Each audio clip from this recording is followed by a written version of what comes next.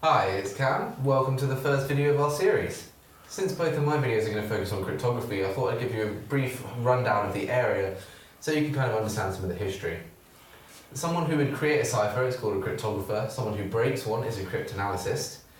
And ciphers have been used for centuries to basically keep any message that you want to be hidden away from enemies stealing your letters, intercepting cross radio communications, anything like that. Ciphers have been in use for centuries. The first recorded text on cryptography we know about is a 9th century AD text by Al-Kindi called A Manuscript on Deciphering Cryptographic Messages.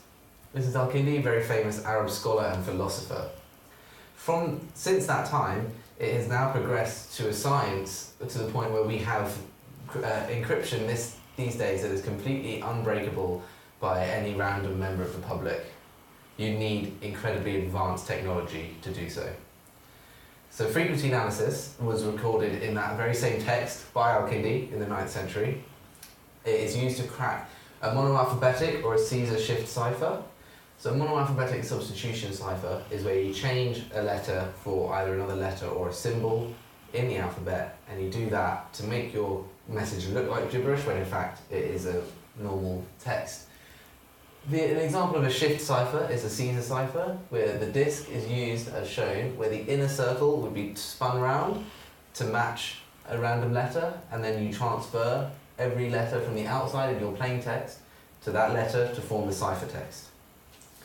Frequency analysis focuses on looking at the frequency of the letters within the ciphertext, comparing that to the normal language of the plain text, and using that to show which letters are which. So as you can see in English, the letter E is the most common with about 12.7%.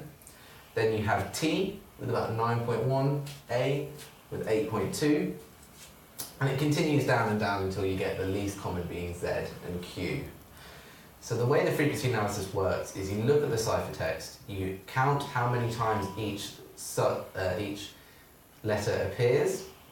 So that gives it a frequency percentage. You compare that to the table for the given language of the plain text, and then you can use the different frequencies to work out which letters are which, deciphering the text one letter at a time. Intuitively, it works a lot better with a longer ciphertext than with a shorter one, as you'll easily tell which ones are which.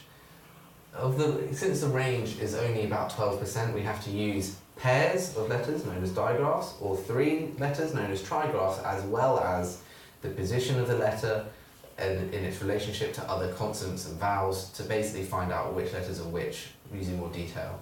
Here we have a worked example. It is a text I have plucked and put through as a translation into the ciphertext, and we're going to work through it with frequency analysis. After calculating the frequencies, we see that the 3 most common letters are O, X and P. Now, by comparing how often they appear, we know that O and X must represent E and A, but we're unsure as to exactly which ones are which. So we look at the digraphs. We notice that the digraph OO would appear multiple times, whereas the digraph XX does not, meaning we can conclude that O represents the letter E, since the digraph EE is common in English language, but the digraph AA is not. Furthermore, another 1-letter word, we can conclude that Y represents I. Through more analysis, we can see that B represents H, and as we go through more digraphs and trigraphs, we decrypt more letters, giving us this halfway point in the decryption. As you can see, it looks like an awful lot of gibberish, but a lot of words are you can tell what they are just from looking at that and analysing yourself. So we do that, we break down more and more words to get more and more letters. Finally, we obtain the final plain text, which is this passage here. It's actually the epilogue from the classic literature Tales from the Thousand and One Nights. So that was a really brief, just quick step through without doing all the working for you. If you want to do all the working yourself, go back to the original ciphertext, pause it, analyse it, do the decryption yourself. It'll help you feel a lot better about yourself, because the best way to learn maths is to do it over and over again so that it's second nature. You don't have to think about it, it just happens. For further online resources, you can find them anywhere there's plentiful.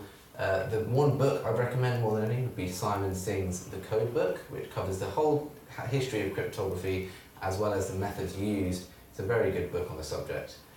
That's going to conclude this video. As always, leave us some comments telling us how we did, what we could do better, what other topics you'd like us to cover in later videos. But until next time, thanks for watching.